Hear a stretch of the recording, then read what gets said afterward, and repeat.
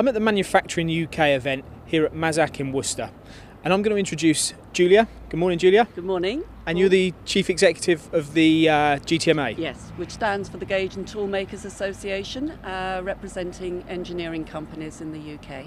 Okay, and what about the history about the association? I'd be interested to know a bit more about that. Well, it's been formed over 70 years for the tool makers and gauge makers in the UK. We've expanded that now into an engineering supply chain, which we now take into the OEMs and Tier 1 companies.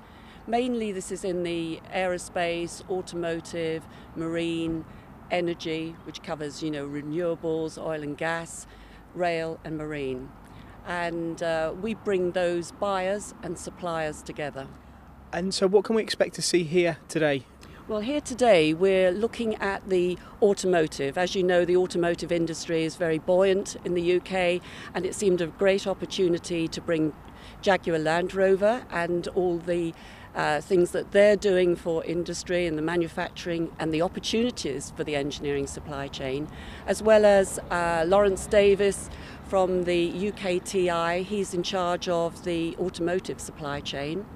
And we've got Gerant from Lotus Lightweight Structures. So it should be a very interesting day with the automotive industry and how it's high flying. We export a lot through the automotive industry, so bringing real money into the UK.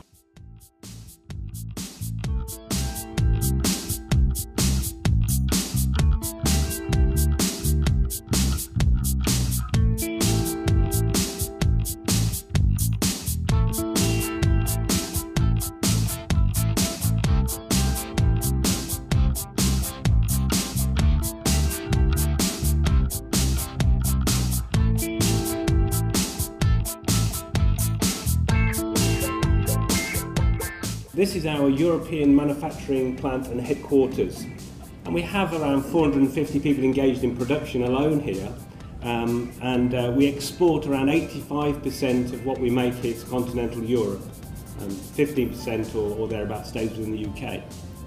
And 50% of the MAZAK machines that are sold in Europe are made here in Worcester, and in our last 25 years or more than that now, we've made more than 25,000 machines here.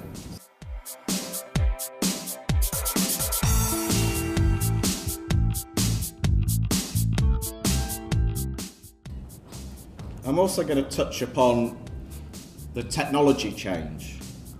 We also need to differentiate ourselves not just in the product but in the technology that's within the product.